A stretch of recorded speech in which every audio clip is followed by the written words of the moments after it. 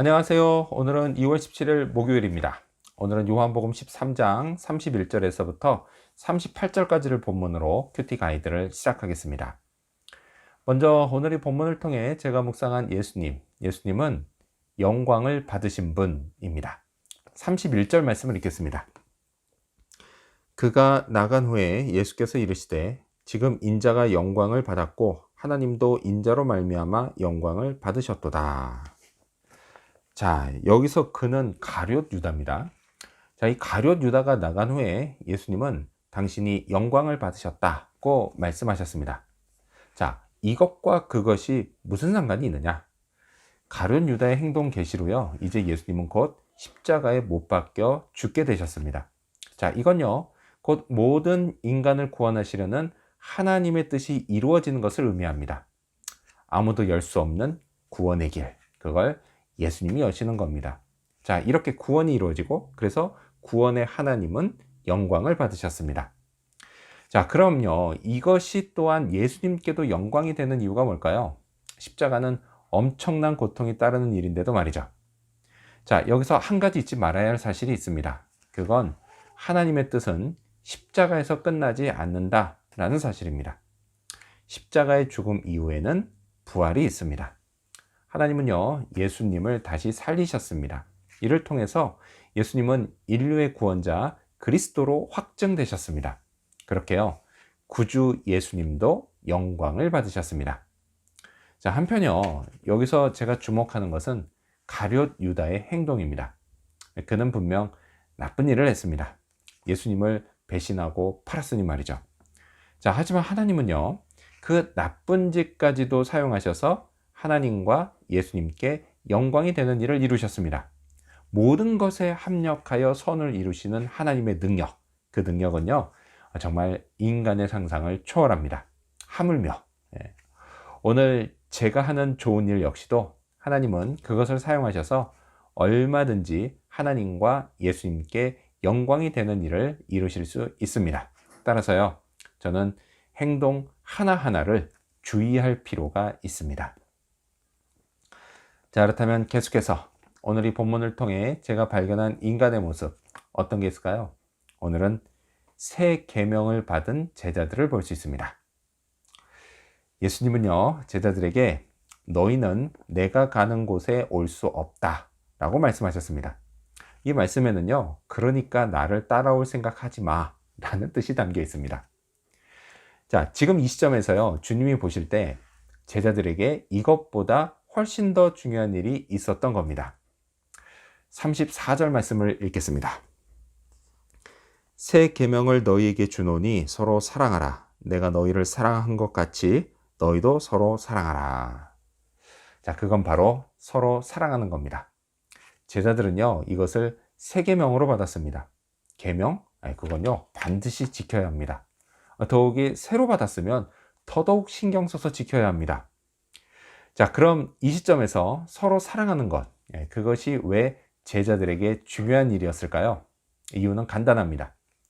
이제 곧 제자들에게 환난과 핍박이 닥칠 것이기 때문입니다. 물론요, 환난과 핍박은 이전에도 있었습니다.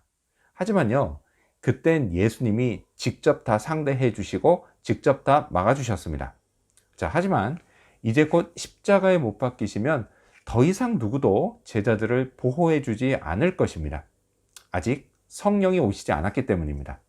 자, 그래서요, 제자들이 서로 사랑하는 게 매우 중요했습니다.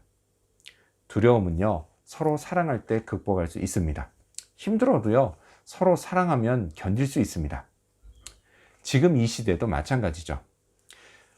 코로나가 지배한 지난 2년 동안 세상은 너무 많이 변했습니다. 그 온라인 세계 보편화로 인해서요, 편리해진 것도 있지만 이것 때문에 여러 가지 면에서 어려움이 생겼습니다. 신앙도 마찬가지죠.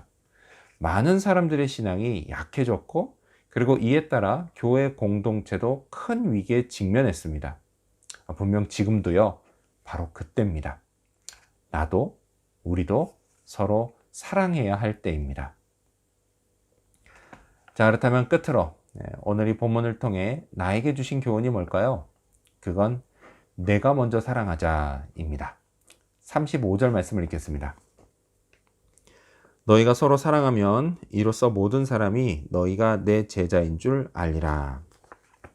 사실이요, 말 안 하고 가만히 있으면 세상 사람들은 내가 그리고 우리가 예수님의 제자인지 아닌지 알 길이 없습니다.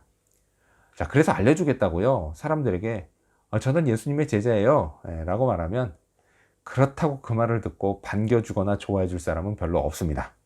기독교의 이미지가요, 워낙 나빠졌기 때문입니다. 그리고 또 요즘은요, 인터넷을 통해서 워낙 많은 메시지가 쏟아지기 때문에 이게 말로 전도하는 것도 참 힘든 시대입니다.